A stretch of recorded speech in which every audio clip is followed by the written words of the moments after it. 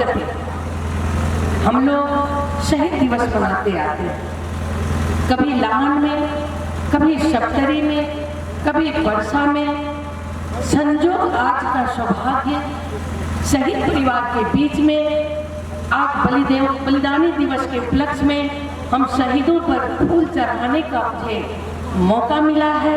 इस रौठट के गौर बाजार में हम आयोजक समिति को अपने तरफ से आभार प्रकट करना चाहते हैं। उसी तरह संपूर्ण युवा साथी को हम अपने तरफ से धन्यवाद और बधाई देना चाहते हैं कि आप लोग के इस शीतल समय में, इस जाड़ा में आप लोग ने जो अपने अठोट से इस बलिदानी दिवस को सफल करने का प्रयास किया है, हम संपूर्ण युवाओं को अपने तरफ से, पार्टी की तरफ से बहुत बहुत धन्यवाद और आप लोगों की उत्तरोत्तर प्रगति हो इसकी शुभकामना भी देना चाहते हैं।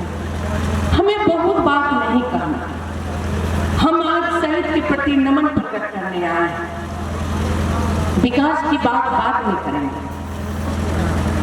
हमें लगता है कि आज बलिदानी दिवस में हम उस दिन को याद करें जहां लाहन में रमेश महतो ने गोली खाकर शहीद अपने आप को शहीद किया। हम इस धरती को नमन करें जहां हमारी शहीदों की माता बहन बैठी। हम हर एक जिला को नमन करें जहां शहीदों के खून से हमारी अधिकार प्राप्ति के लिए हमने लड़ाई को लड़ा। हम उस शहीद के प्रति कभी भी उसके खून का ऋण को नहीं चुका पाएंगे, उन माताओं बहनों का कर्ज तो नहीं चुका पाएंगे, लेकिन इतना जरूर कहेंगे कि हम आप दुनिया में रहे ना रहे, शहीद का नाम हर बच्चा के मुंह पर होगा कि मधेश आंदोलन और मधेश विद्रोह का पहचान और अधिकार दिलाने वाला यही बच्चे लोग थे, उसका नाम अमर रहेगा। वो बलिदान दिवस का असली श्रद्धांजलि होगा। बहुत सारे लोग जब मधेश आंदोलन उठने लगता है तो वो लोग भी घर में सोए में उठने लगते हैं। उन्हें लगता है मेरा तो कुछ नहीं छूट रहा है और कहते हैं कि क्या दिया मधेश आंदोलन ने। मधेश आंदोलन आप लोगों ने क्या क्या क्या मिला? हम कहते हैं बहुत कुछ नहीं मिला। हम घर घर में रोजगारी नहीं दे पाए। अपनी पार्टी ने एक विचार को दिया था समाज में। वो विचार क्या था कि हम मधेसी जो इस धरती पे रहते हैं वो विभेद में है, हमारे ऊपर विभेद है, हमारी पहचान नहीं है। अधिकार तो बाद में मिलेगा, पहले पहचान मिलना चाहिए। हमारी पहचान नहीं है। उसी तरह पहाड़ के आदिवासी जनजातियों का भी अधिकार और पहचान को हरण किया गया था। हम लोग के पार्टी के श्रद्धेय अध्यक्ष उपेंद्र यादव ने एक विचार को छिड़ा था, एक विचार दिया था कि इस नेपाल के भीतर हम सभी नेपाली हैं, हम भी अधिकार के अधिकारी हैं, हमारी भी एक पहचान है। भले ही मेरा चेहरा काला हो लेकिन हम मधेश के मधेसी समुदाय हैं, हम भी इसी धरती के लोग। यही छिड़ा था ना। क्यों हमें मधेसिया कहा जाता था, क्यों धोती कहा जाता था? ये तो धोती तुम पहनते हैं, हमारे चाचा बाबा तो अभी भी धोती पहनते हैं, लेकिन उस धोती के प्रति घृणा क्यों? हमारी मैथिली हिंदी किसी भाषा पर घृणा क्यों? क्या इसीलिए गणतंत्र लाया गया था देश में? क्या इसी की लड़ाई लड़ी गई थी देश में? किसी भी देश में हमारा देश तो बहुत बड़ा सौभाग्य का देश है कि जहाँ बहुत विभिन्न भाषा, विभिन्न जात, विभिन्न संस्कृति के लोग रहते हैं। ये बहुत देश को ये सौभाग्य प्राप्त नहीं है, लेकिन हमारे देश को ये सौभाग्य प्राप्त है कि कोई मैथिली बोलते हैं, कोई भोजपुरी बोलते हैं, कोई हिंदी बोलते हैं, कोई नेपाली बोलते हैं, कोई नेवाड़ी बोलते हैं। हमें सभी भाषाओं का कदर करना पड़ेगा। हमारी ड्रेस, कोई धोती पहनते हैं, कोई डोरा सलवार पहनते हैं, हम गमछा का पगड़ी बांधते हैं, कोई टोपी पहनते हैं, हम टोपी का भी सम्मान करते हैं। आप हमारे पगड़ी का सम्मान कीजिए, बस इसी की लड़ाई होती है हमारी। हम बहुत चीज कहाँ मान रहे थे, हम मैथिली बोलेंगे कह रहे थे, कोई भोजपुरी बोलेंगे कह रहे थे, हमने तो बहुत चीज नहीं माना था। हमने क्या कहा था कि आप इस देश में कोई विज्ञापन निकालते हैं, पुलिस हो, प्रहरी हो या निजामती हो, कोई भी हो, तो हमारे भी बच्चों का जातीयता समानुपातिक समावेशीकरण हो, उसकी जनसंख्या के आधार पर उसे भी सहभागी कराया जाए, ताकि मधेश का बच्चा भी बंदूक चलाना जानता है, उसके बाजू में भी वही दम है कि बंदूक से आपको जंग कर सकता है। यही तो मानते थे, लेकिन उस अधिकार को नहीं देने के कारण ये आंदोलन छिड़ी गई। हम 100 से ऊपर माँ का गोद सुना हो गया, बहनों का सिंदूर भी गया, लेकिन हम कहेंगे उस माँ बहनों को कि आप बहुत सौभाग्यशाली हैं, आप भी नहीं रहिएगा तो आपका पति का नाम उस सुनहला अक्षर से आने वाला पुस्ता लिखेगा। ये बच्चे शान से कहेंगे कि हमारा बाप शहीद हुआ था, इसीलिए हम अंतर्राष्ट्रीय जगत में, सिर्फ नेपाल में नहीं, आज अंतर्राष्ट्रीय जगत में यदि कोई बजट आती है, कोई बात छिड़ता है, तो वहां प्रश्न किया जाता है कि नेपाल के अंदर मधेसी क्या है, मधेश कौन है। हम लोग कहते हैं मधेश यही काला चेहरा और ये जमीन जो है और ये धोती और गमछा और पगड़ी है, यही मधेश है। ये अंतर्राष्ट्रीय जगत में मधेश विद्रोह से पहचान मिला है। लोग कहते हैं क्या मिला, क्या आपके घर में आपके नाम से पहचान नहीं हो कि फलना यादव, फलना शाह, फलना पंडित नहीं हो, तो आपको क्या कहेगा, कहां से आए हो, कोई नाम नहीं है, आपका घर कहां है, घर का पता नहीं है, तो क्या हम वहां रह पाएंगे। तो सबसे बड़ी सम्मान कहां मिली है हमें, मधेश आंदोलन से हमें पहचान मिला है।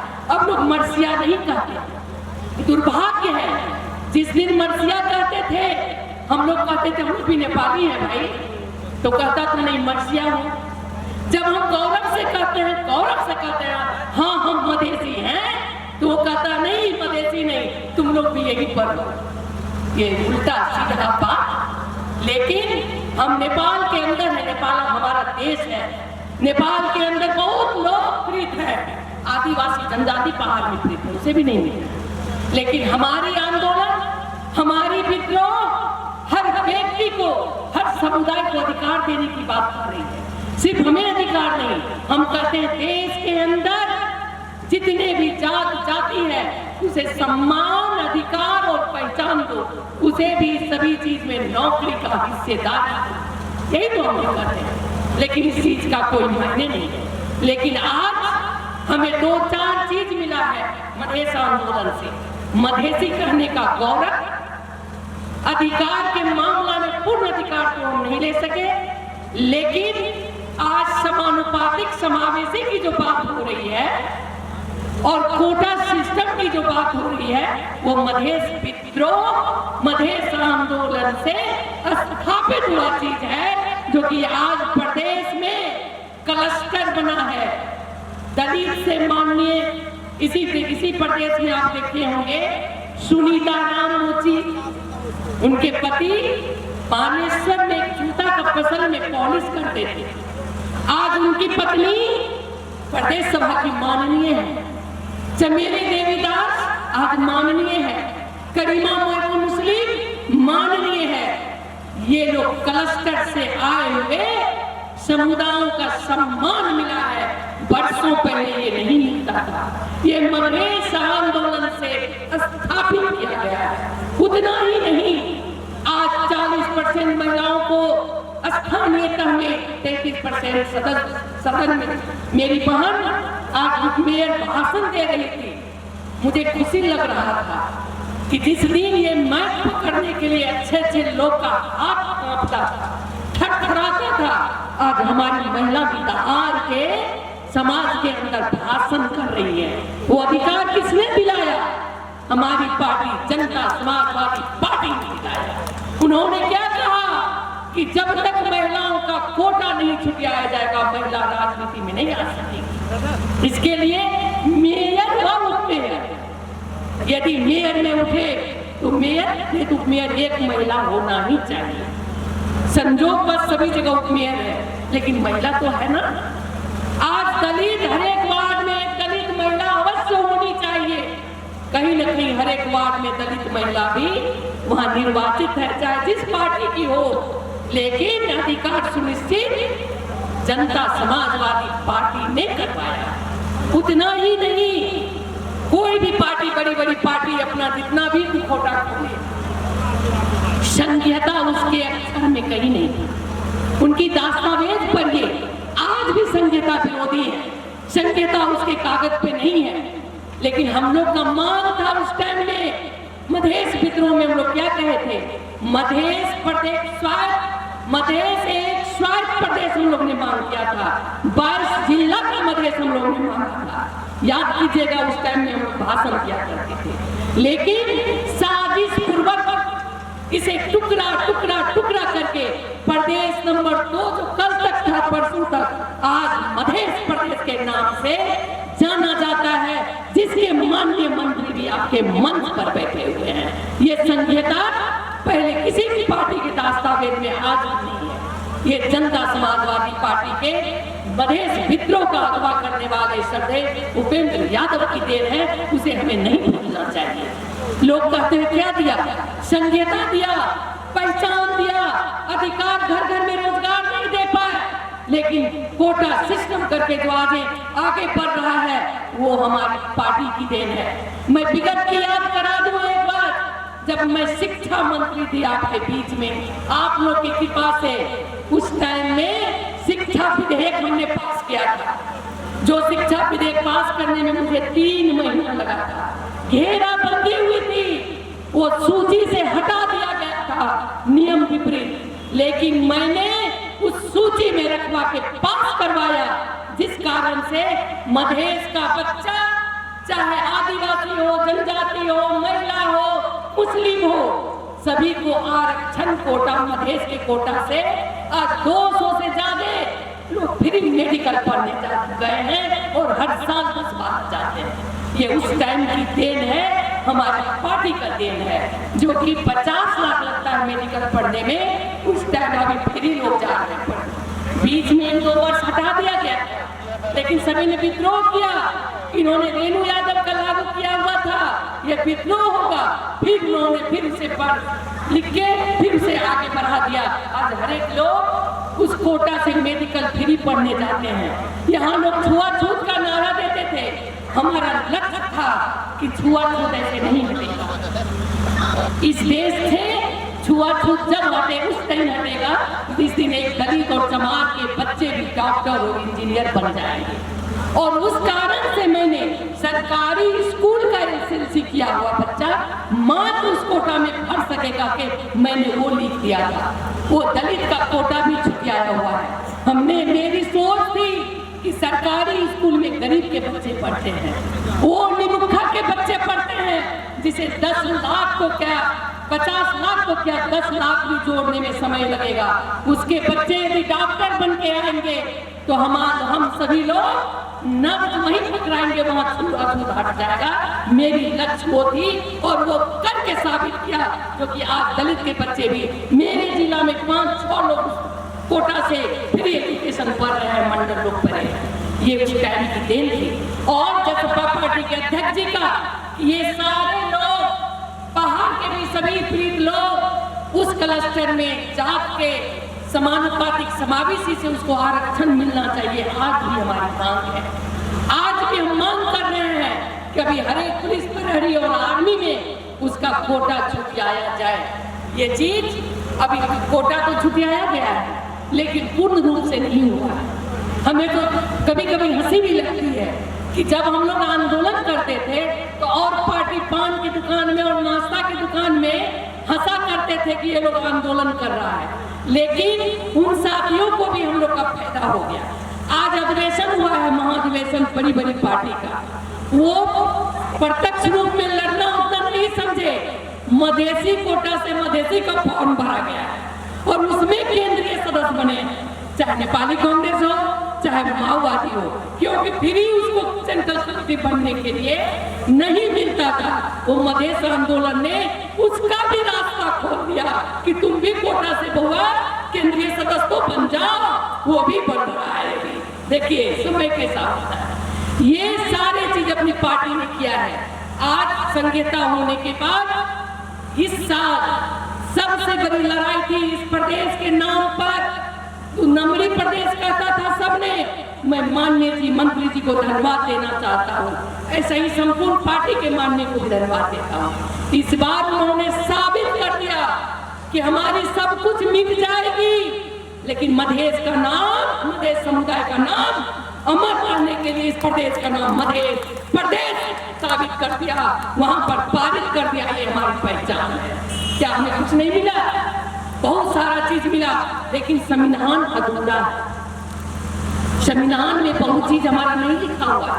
अभी 2-3 दिन पहले हमने, मैं तो काठमांडू में नहीं हूँ, लेकिन सुना है राष्ट्रपति महोदया ने नागरिकता के बारे में कुछ वहां से पारित की है। मैंने फेसबुक में पढ़ा।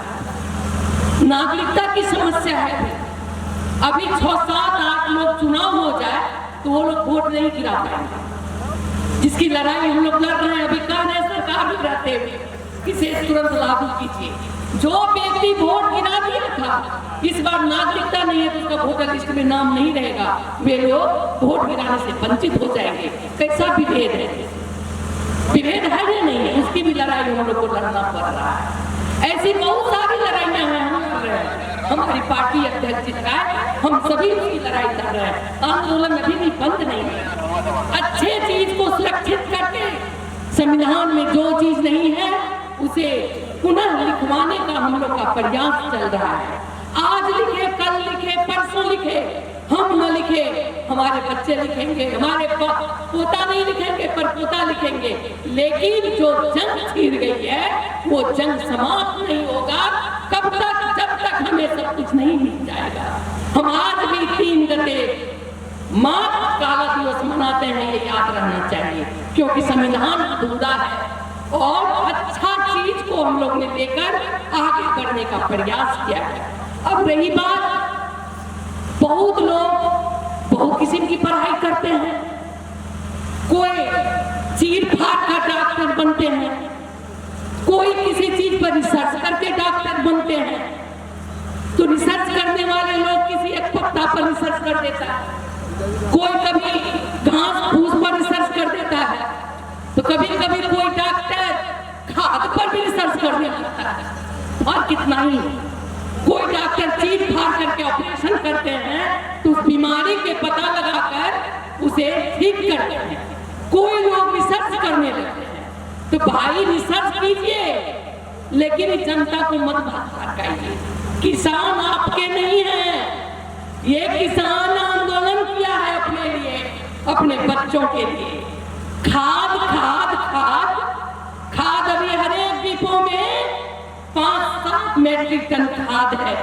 और उन डॉक्टरों को मैं आग्रह करना चाहती हूँ अपने मंच से कि डॉक्टर साहब, आप लड़ाई लड़ रहे थे मधेश अलग करने की, आपने ओली जी का पैर पकड़ लिया, आप रिहा हो गए।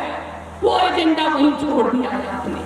वो एजेंडा भी उसका नहीं था, वो एजेंडा जय कृष्ण गोयल का एजेंडा था, जो एजेंडा जिंदा रख के अभी भी वो भारत में बैठा है, नेपाल में नहीं है। आप एजेंडा चुरा लिए और कहते हैं मधेश को अलग कर दो। बस अब बेरियां जमी लगी, आप ओली जी के पैर पर गिर गए।